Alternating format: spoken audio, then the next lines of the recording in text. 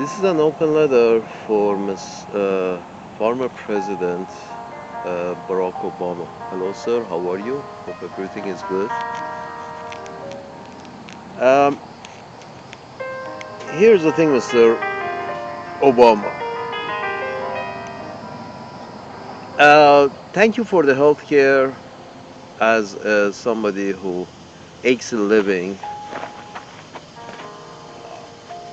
off of self-employment uh, for a while now. Uh, Before Obamacare, there was no option of, as you know, no option of, no real option of, insuring yourself. So, because, it was a very complicated process of finding an insurer who's willing to provide a, person insurance who is not covered under any plan, any corporate plan. And we all know that, corporate provided insurance is, you know, something that actually doesn't need to exist. It's just they sell it as a perk of a job of working for a large corporation, because the large corporations has bargaining power and also provides a large sum of people to an insurer, so they get really good rates. And self-insurance, the insurance companies prefer not to actually deal with, single people at a time. It's too much hassle. That's before Obamacare. Thank you very much. So there is an option of self-insurance for healthcare, and but here is the thing, and I've been using your health insurance system for a while now, since the beginning. And thank you very much. But here is the thing. It starts. I just had a colonoscopy, so it was really the colon 15-20 minutes kind of thing. They search, as you know, they search the length of only the large intestine. They don't go into small intestine, and large intestine is relatively a short distance. So the result is that, you can tell it's a 15-20 minute max kind of session. And they put you under for before it, and then they take some time to get out of the unconscious state. So you may feel it was like an hour and a half, but it was actually a 15-20 minute job. So for this, the doctor that I was referred to perform this, because it's, insurance companies expect you to do it, and thank God for that, do it from such and such an age. So if they are willing to work something out with the government, that would be great. That is great, and thank you very much. Uh, Under no plan that was previously, I would not be getting colonoscopy. I would be leaving it up to luck, because I couldn't afford it. Why? Because my doctor, which apparently this is a normal thing, has charged $6,000 for his services. Basically, almost $6,000. Basically, he's charged for his place of business, and then he's charged for his own time. And I heard from my postman that I should be waiting for a smaller invoice from the anesthesiologist, the guy who puts you under. I should be waiting for a smaller invoice from her as well. I'm thinking, what is next? The janitorial staff also are going to send their own invoice to me for the work they have performed, and then the nursing staff, do they send it together? Do they send me an invoice together, or do they say one by one? Then how about the secretary? who was sitting up front, will I receive an invoice from her as well? This is ridiculous. The guy is charging almost $6,000 for his services by charging 2,500 for his time and 2,500 for his office time, and apparently 1,000 or so comes for the anesthesiologist. Supposed to come, supposedly, as my postman tells me. So my point is this: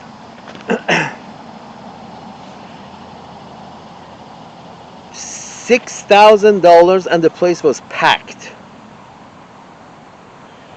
And they gave me a appointment like 3-4 months down the road, which I didn't mind.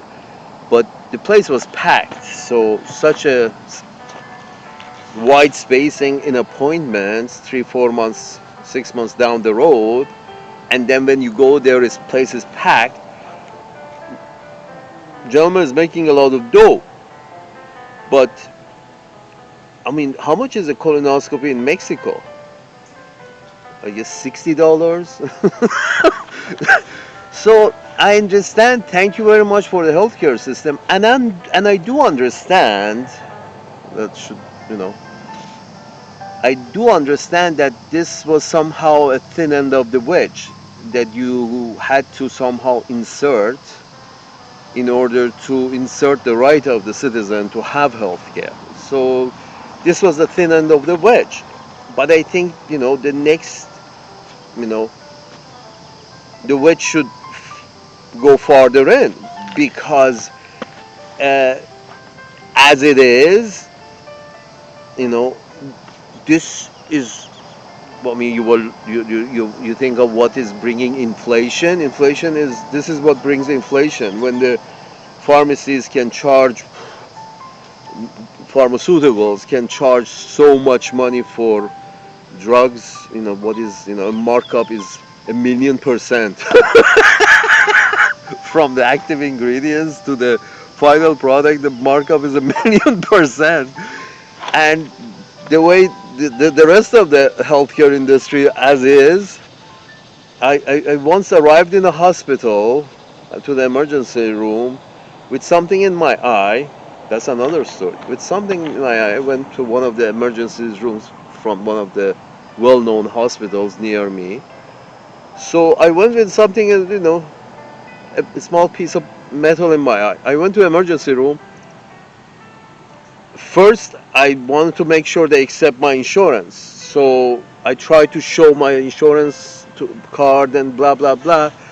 But the lady at the front desk just ignored it, just wrote me down as an inpatient coming in, and just disregarded the whole me trying to show the insurance card, see if they don't accept it. This is an emergency that I drove myself to, so I can drive myself to somewhere else as well. So I just first want to make sure you folks accept my insurance. Somebody had to use a tweezers to pull it out of my eye. I went there, registered.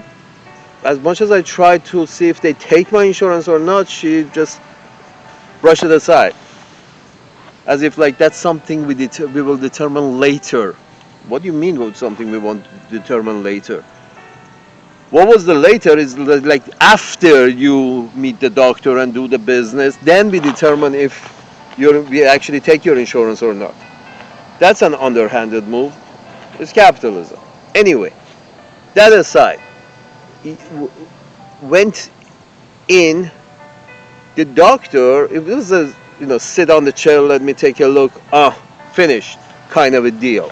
It was a small piece of metal was stuck in there. So, but she said after sitting for 20 minutes inside, 15-20 minutes outside, and 15-20 minutes inside, maybe more like an hour outside, half an hour inside. Eventually she comes around, the doctor comes around, and I say, okay, what are you doing? She says, I'm assigning you a bed. She was getting some information, and then I said, what are you doing? She says, I'm assigning you a bed. I'm like, no ma'am, you don't understand. I don't need a bed. I just need you look, tweezer, boom, bam, I'm out the door. No, no, no, I have to assign you a bed. And I knew what the assign you a bed meant. It will come a little in a short time. As so I said, no, no, no, no, no, I'm not, I don't need a bed. You take this out and I'm on my way. And she's basically refused. She said, no, no, no, we don't do that. We assign bed, then I said, no, thank you very much then. Please scratch my name. I got to drive myself somewhere else. This is unacceptable for me. And she pretended that, yeah, okay, we stroke your name. Pretended that she did. So I came out, walked out. I told at the front desk as well, hey, I'm leaving. No, I didn't receive any help from you guys. You wanted to put me in a bed and charge me for a bed, which I don't need. So I'm leaving without receiving any help. Please scratch my name. I did that at the front door too. I left and drove myself to a local clinic kind of deal, family healthcare this, family healthcare that, and the guy saw me within another hour over there, and as I said, sit on the chair, let me look through my thing and pull the thing out of your thing. So that's as I expected. It took him like 2 minutes, and he charged me $70 for it. Again, I don't know. He didn't accept the insurance that I had. So my point is this. Later on, about 6 months later, I received not a bill, but a collection notice from a collection office that says, oh, you owe these people, I want to say $800. It was between $700 and $800. You owe these people between $700 and $800. You didn't pay your bill. Imagine, I didn't, receive an invoice. They straight sent it for collection. Are you fucking kidding me? So I took the paper from the collection the same day or the very day after. Took the paper from the collection office and a collection company and took it to the hospital and went straight to whoever the manager was. I said, this is bullshit. You can check the security cameras. I came in, I went in, nobody helped me. They wanted to assign a bed to me. I decided I'm going to bolt. I'm going to leave because I know first they said they didn't tell me they accept the insurance that I had. Second, they want to assign a bed to me. So I left. You can check the security cameras. Why the hell you're charging me for this? You can check your security cameras that I left without receiving any help. And I still have the receipt from the doctor that I went to that day somewhere else in a private, some shithole, and he did the job, and I still have the receipt for the $70 that he charged me for his 30 seconds of work. And I still have that. I can prove that you guys didn't help me. I left without getting help.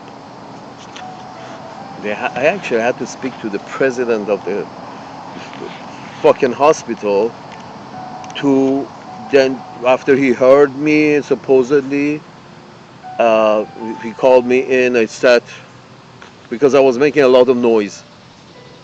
I was going to every one of the women sitting, trying to help people, and mentioning that I need to speak to whoever runs this shit show. I'm getting a wrong bill here. So they saw me disturbing. Eventually, they, the some manager higher up was willing to listen to me. And you have to make a scene, not to get fucked up the ass.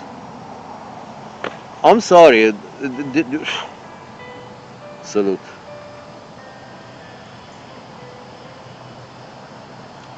And this is with the healthcare system. Here's the thing, sir. Thank you for the thin end of the wedge business and coming up with at least the framework of understanding that we have to provide health care to all members of our tribe, and we can't just leave it to, you know, leave it to God, leave it to prayers. The rich people have a doctor, and you know, poor people have a prayer book.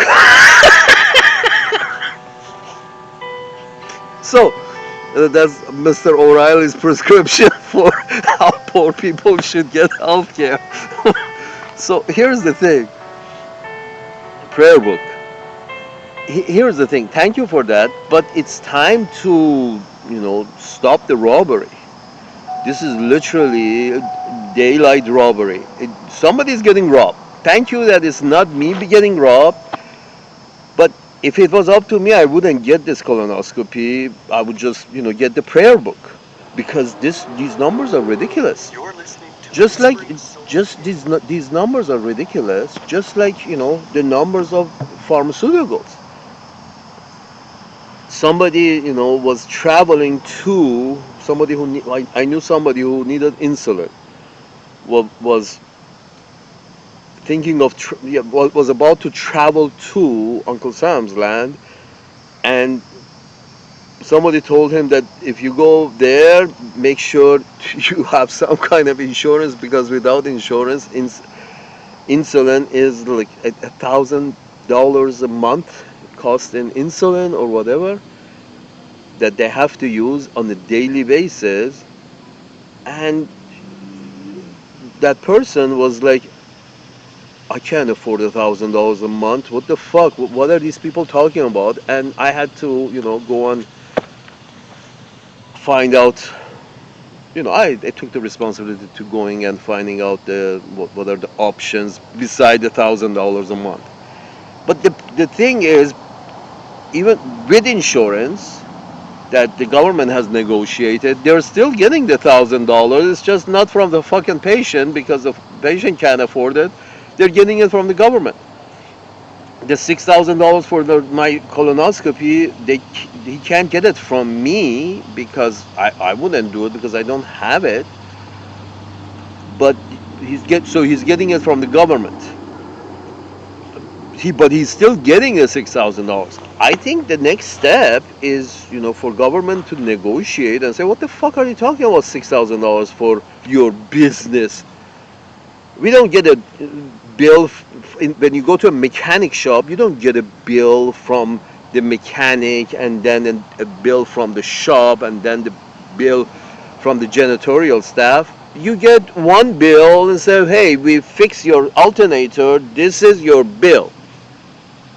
We included everything, and if it's affordable, you can, you bring it in, or if it's not affordable, don't bring it in.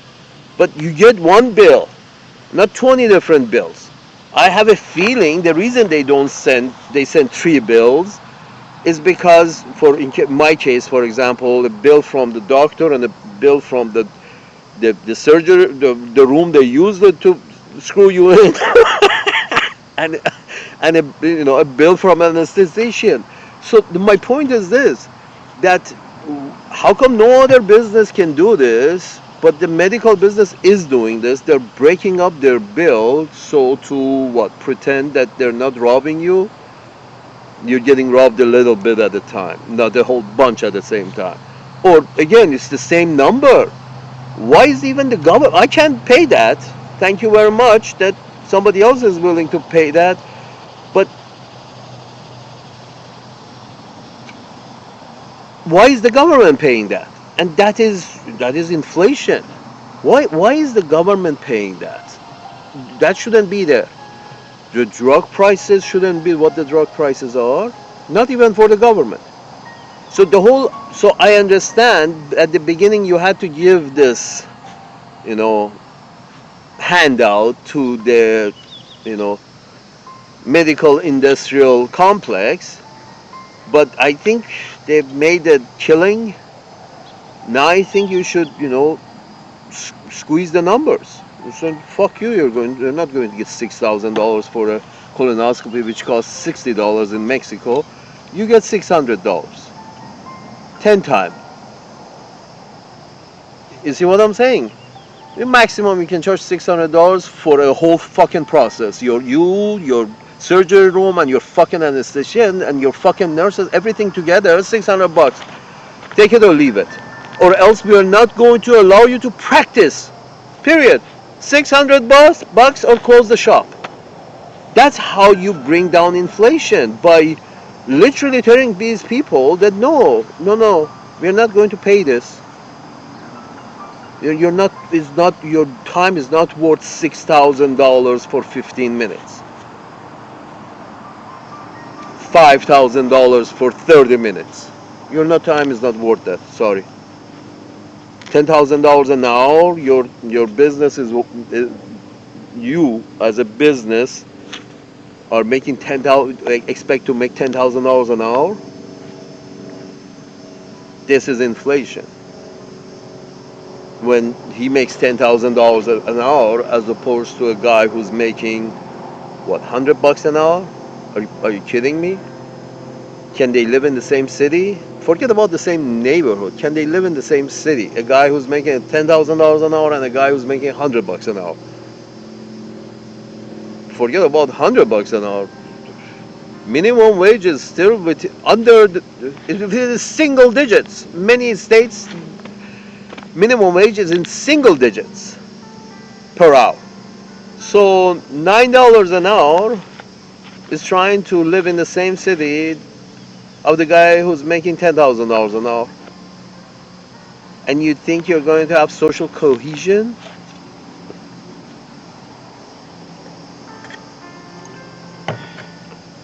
But the thing is,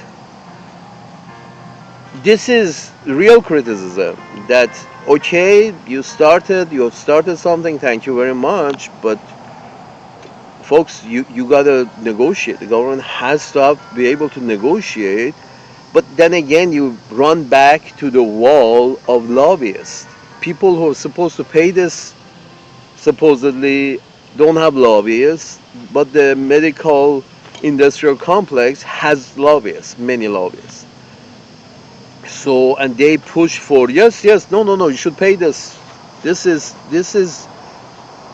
anything but this is highway robbery. We have the right to name our price, and then we name our price at $6,000 an hour. I'm sorry, say $10,000 an hour.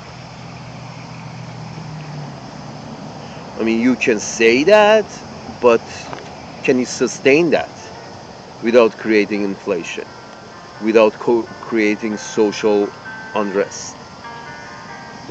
You know, it, this is the thing that you have taken from socialism, the fact that everybody should have health insurance.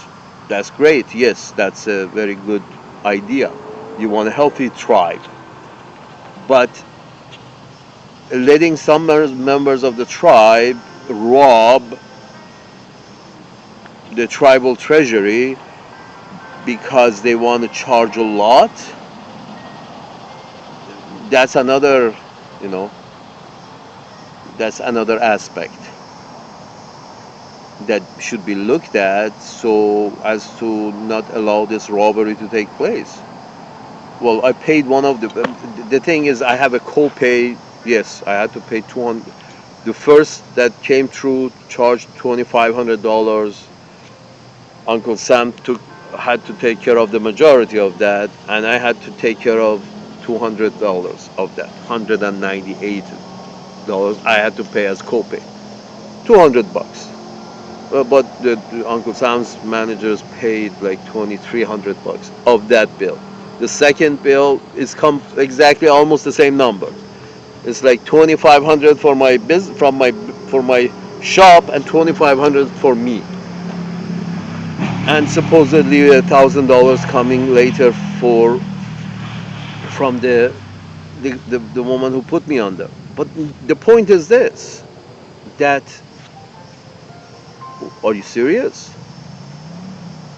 Even the $200 is a little too much for me. I have to budget $200 into next month, and hopefully I can, somehow afford it. Even the $200, which is the 10% of the actual bill that the guy is sending Uncle Sam's managers.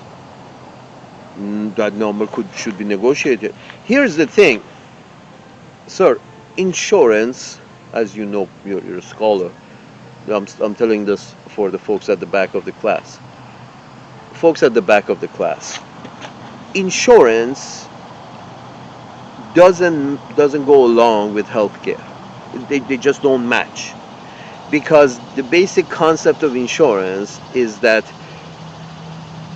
I take people in who don't have an accident in 40 years, and I take people in who may have an accident in the next few years, and if I can match these rights, I would be able to make a profit. It's all insurance industry is all based on the good drivers, the people who don't have an accident. If everybody starts having an accident from tomorrow once a year, there wouldn't be an insurance business, because the whole system concept of insurance is based on good drivers. Those are the guys who are paying for the bad drivers, as well as a little for my profit as an insurance company. So the good drivers who are paying every year and not having an accident are paying for the whole system. But as you know, what the people at the back of class don't know, is that healthcare is not a some people will not need it. It's not that kind of business model.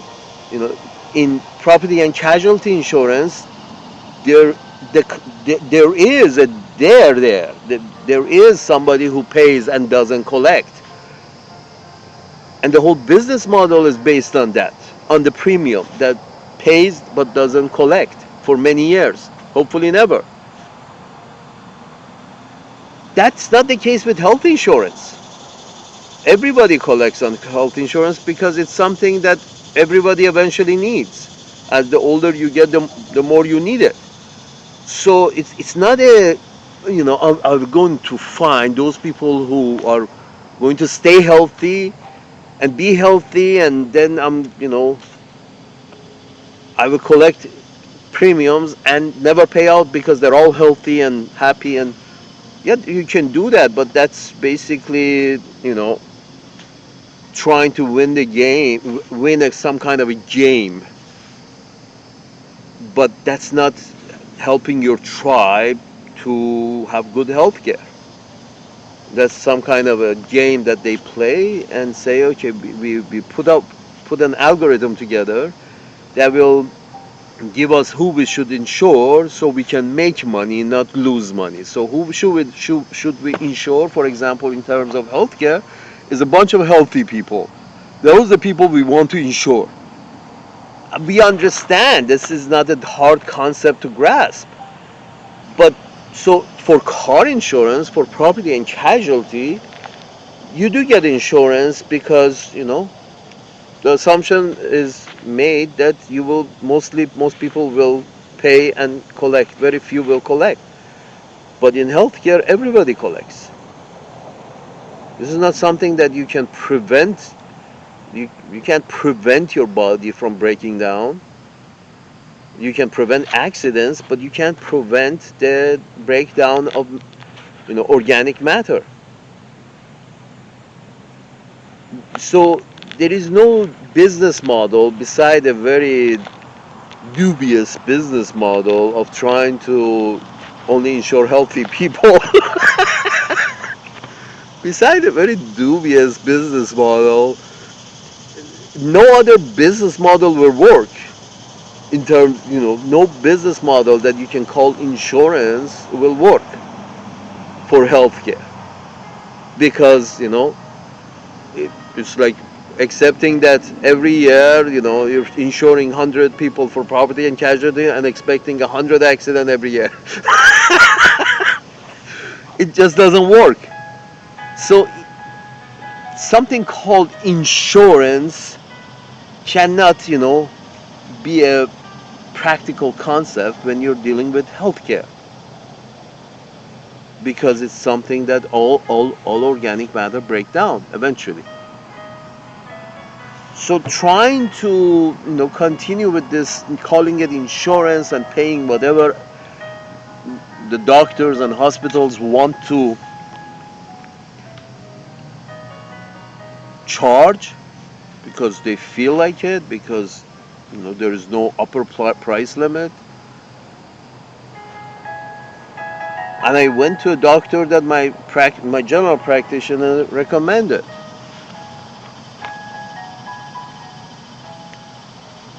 There is a lot of dough making going out there, and a lot of it is coming out creating inflation because of these exuberant prices that they get to charge the government. Uncle Sam. Solution would be just, hey, from now on you're charging $600 for a colonoscopy, not 6,000,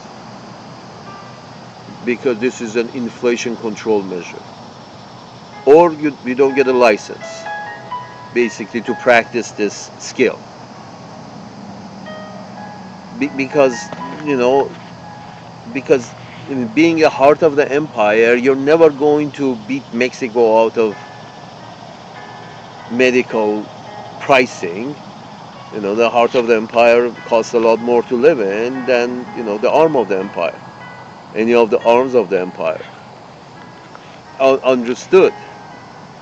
But also, the heart of the empire, you need people to clean your dishes, or wait on you, or wash your clothes, or dry clean your clothes. You need those people. They have to be able to afford to live in the cities that they provide their services in. And allowing somebody to make $10,000 a month makes the city unlivable for people who don't make $10,000 a month, who make $10 an hour. People who make $10,000 an hour make the cities unlivable for those who make $10 an hour. $10,000 an hour, $10 an hour. City will be unlivable for one of them, and that's where the homelessness comes from. People of California who can't afford to live in California anymore, because some people in California many people in California are making $10,000 an hour, doing bullshit, having connections because of connections.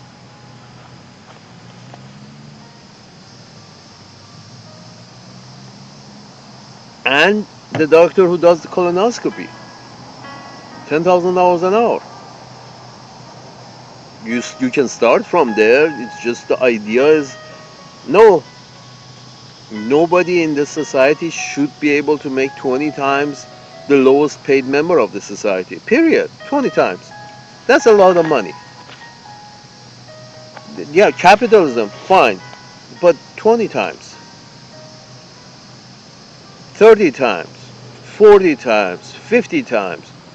Fuck, $10 an hour, $10 an hour income compared to a $10,000 an hour income? 1,000%.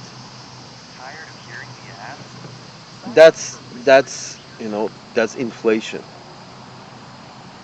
That means the guy who's making $10,000 an hour can actually purchase the plasma of the guy who's making $10 an hour. So he needs to sell his plasma to make ends meet. He can actually afford to buy that from him, to inject himself with that plasma, so he can look a little younger, live a little longer. The shining city on the hill.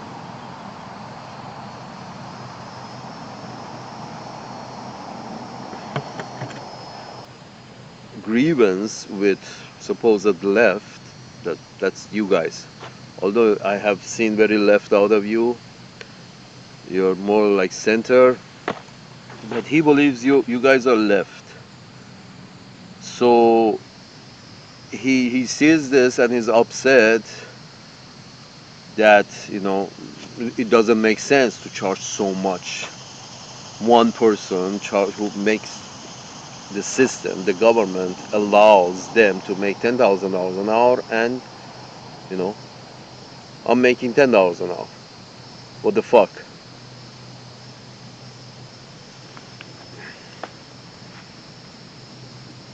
again, I understand it was the thin end of the wedge. You had to actually make the concept of everybody being insured an obligation of the tribe. Having health care, not insured, having health care being the obligation of the tribe. That's very nice. Thank you very much. But it's time to, you know, I would say it's time to, do some bargaining with the healthcare industrial complex to, you know, say, just you forget about the military industrial complex, just the medical industrial complex is creating so much inflation. This is the money that's going out, and it's going out to very few hands. How many, doctors are currently in the business of colonoscopy in one city, in Uncle Sam's Land? With the prices they charge, apparently not many. And the packed offices that I saw, apparently not many, so therefore they can charge so much. I mean, it would be cheaper to, the system, Uncle Sam's managers, to just send people to Mexico for healthcare. Hey, we approve, we certify. Here's one way of, dealing with the drug business. Send people to Mexico for healthcare, for cheap healthcare. Government certified clinics in Mexico that U.S. government has certified.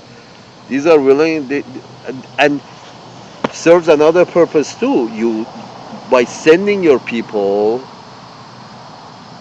paying, I mean, if the US government actually pays for people's ticket to go to Mexico and get a colonoscopy, it comes out much cheaper.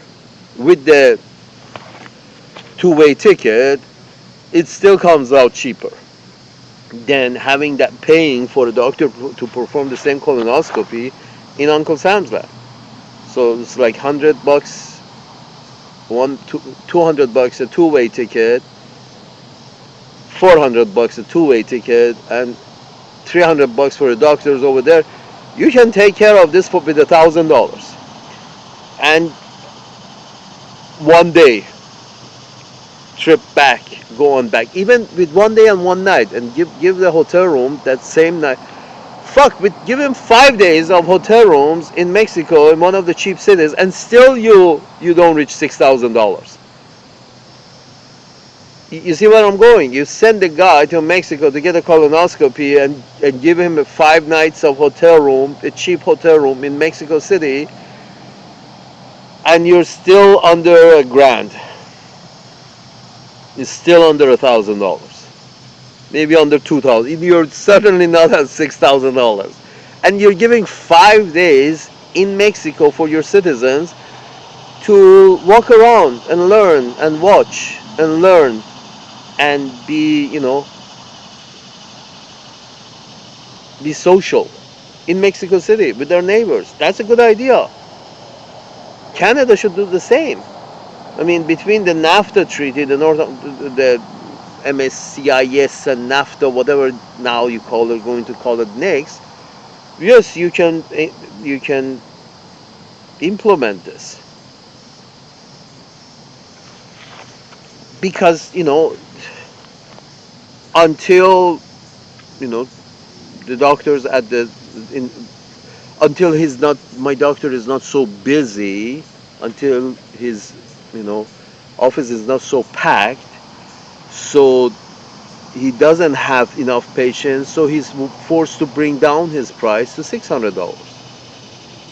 You see what I'm saying? If you can't prevent them from charging $6,000, $10,000 an hour, the doctors, if you can't do that, you don't want to do that, provide a cheaper option.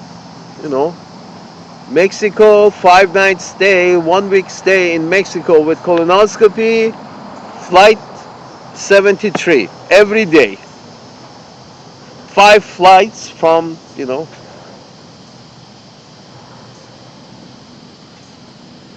Tennessee to Mexico City for colonoscopy.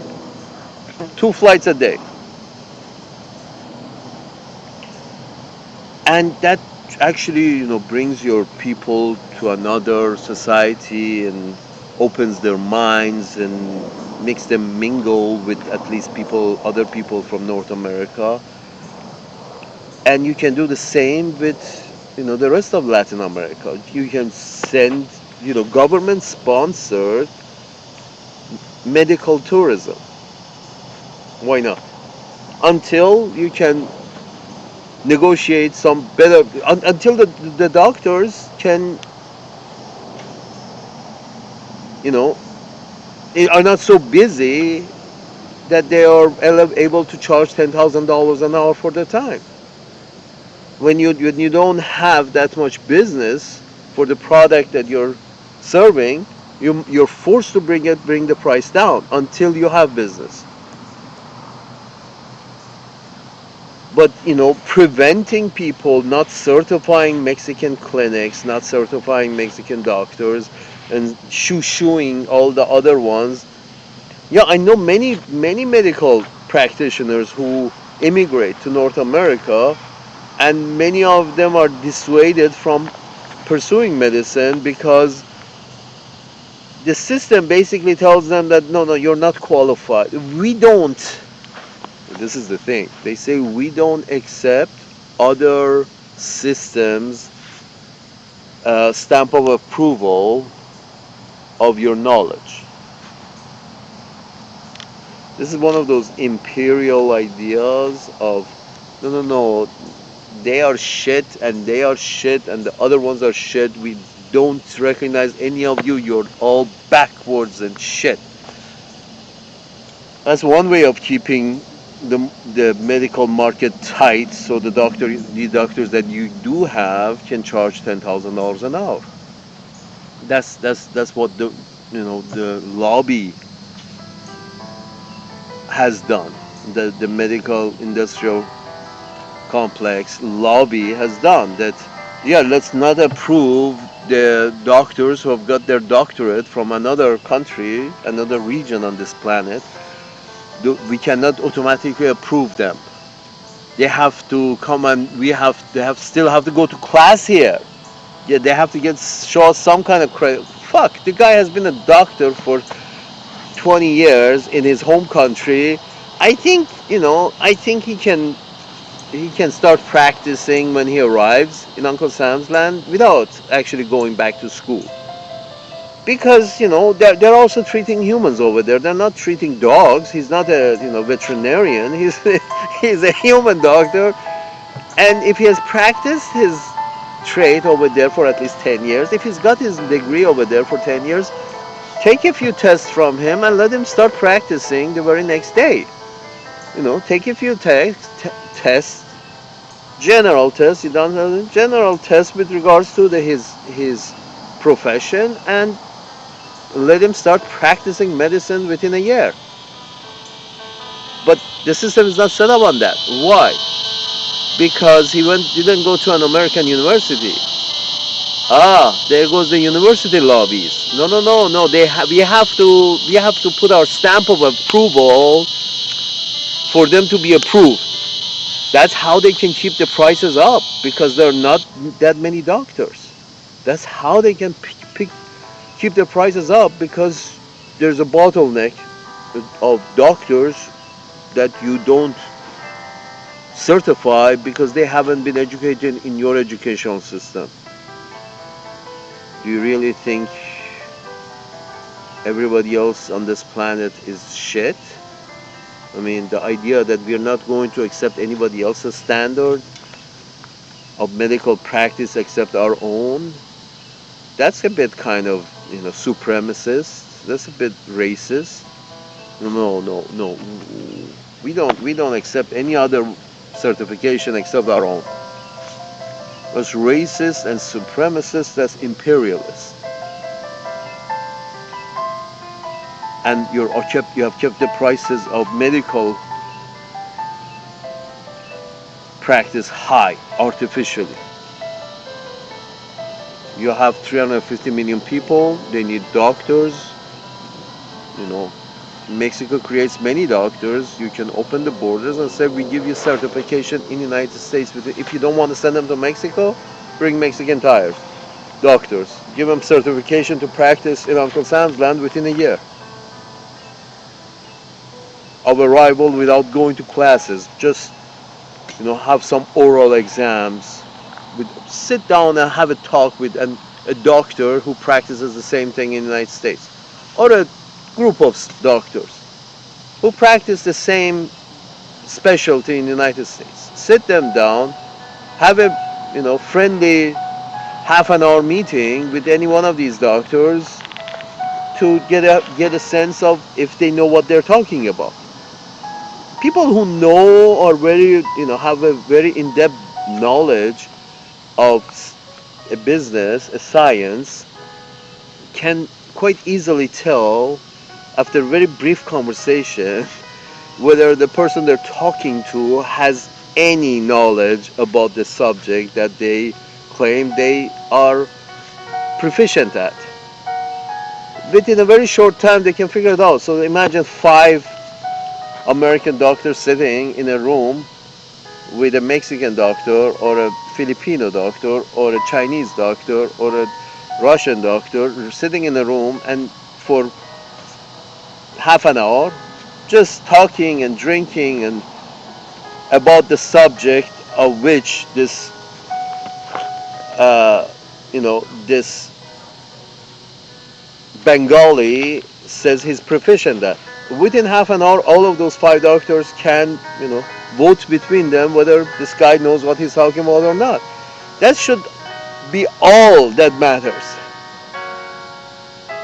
To give a certificate to a professional who has studied and practiced abroad. But that doesn't happen.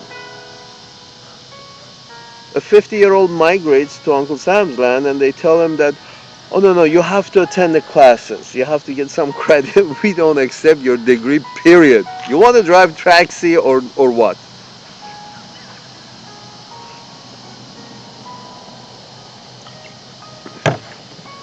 I think the next step is either producing more doctors in Uncle Sam's land means you have to take money out of defense and put it in education, and you have to you have to bargain with the try to bargain with the education establishment in order to decrease the price and increase the numbers of the doctors they put out. Because if you have to sponge off, Mr. Obama, if you have to sponge off as the heart of the empire, if you have to sponge off a few doctors that Bangladesh is making and Mexico is making, if you have to sponge off them, sponging off is the old terms, like if you have to steal a few medical doctors that Mexico is producing and Bangladesh is producing in order to satisfy your shortcoming in medical doctors, then what about them? The Mexicans don't need doctors, the Filipinos don't need doctors. Even if you, in case of inviting those doctors in and giving them certificate to practice within a year without challenging them and without trying to put them back in school at age 50, 60, even if you go that route, even that route is a little, not classy. We are the heart of the empire, but we are trying to see if we can steal your medical practitioners because we got we're a little short at the heart of the empire. I'm sorry, at the heart of the empire, you have the most money and you have the most brains, but then you're short on doctors. You have to sponge off Bangladeshi doctors and the Mexican doctors and Indian doctors. You have to sponge off from them at the heart of the empire, where you have the most money and the most brains. You have to have a surplus. Here's the thing: when you have the most money and the most brains, you must have the surplus of educated people, including educated medical people in the medical field, so you can export your educated people in all fields, including medical field, to those shitholes that need doctors. But many of these young doctors, because they know your procedure, they know that if they arrive early in Uncle Sam's Land, they still have a chance of going back to school to try to get some credit, maybe graduate and be able to practice medicine in the United States. So as soon as they graduate from college in Nigeria, they get on plane and get to Uncle Sam's Land. So while they're still young, they can dance to the tune of the institutions in Uncle Sam's Land in order to be able to practice medicine in Uncle Sam's Land. Because they know if they start practicing in Nigeria or Uganda, for example, if they start practicing there right away after graduation from a medical school, they know if they start practicing there and decide, and try to migrate 10 or 20 years later, they know once they get to Uncle Sam's Land, they are not in a position to go back to school for a long time. So it becomes a race of now or never. As soon as I graduate, I jump to Uncle Sam's Land and see what hoops I have to jump through over there. So my point is this: importing more doctors, not good for the rest of the world. Sending, I think sending government-sponsored medical tours, medical tourism to Mexico and other Latin and Central American countries is a very good idea. They got good medical staff. They also have MDs. They're not going. They don't raise veterinarians. They also have MDs for human. So and they have good high standards too. And you can certify them. You can send your own doctors over there, and this I think serves two purposes. One, introduces your core population to at least the neighborhood, other cultures and other languages and other people. That's the one positive by this tourism part of it. And another positive is you save money. You force the medical establishment to bring down their prices.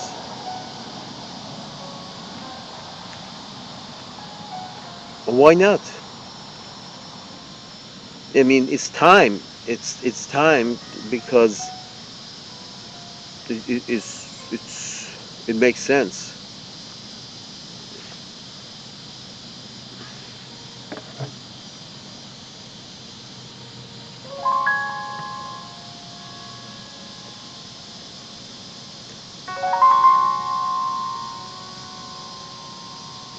Salute.